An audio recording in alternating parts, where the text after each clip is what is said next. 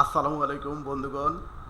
আজকে গতকাল রাতে ফুটবল বিশ্বকাপের ইতিহাসে মিশর যে জয় তুলে নিল নিউজিল্যান্ডের বিপক্ষে, এটা ছিল মিশরের ইতিহাসে সর্বপ্রথম জয় ওয়ার্ল্ড কাপে।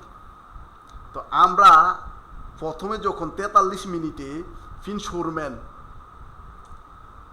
হেডে যখন কর্নার কিকে যখন গোল করে ফেলে, তখন আমরা ধরে নেই যে মিশরের হয়তো আবার পরাজয়, সেই পরাজয়। দেখুন কিভাবে ফিন শোরম্যান প্রথম গোলটা করে নিউজিল্যান্ডকে এগিয়ে নেয়।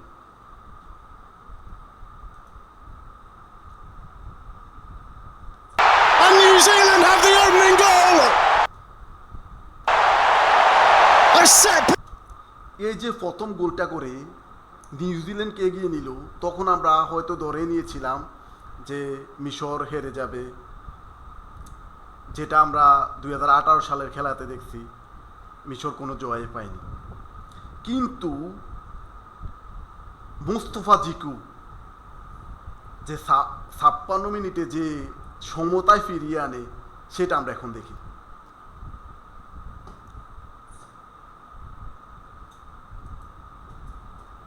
Lovely ball, free header!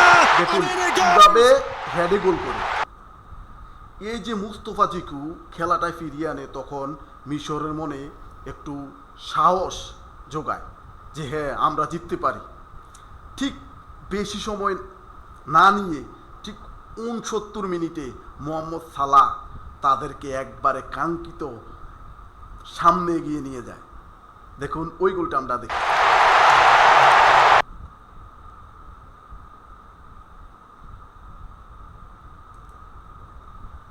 One-two, gets it back! And here is Salah cutting in from that right wing. Plays the 1-2.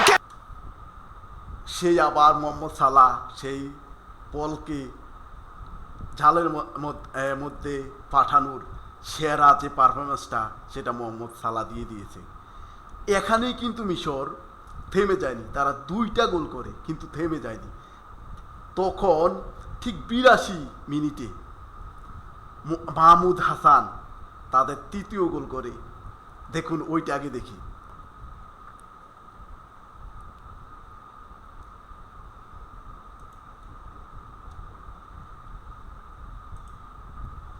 Brightest stars have shone. It's towards the near post. It's headed.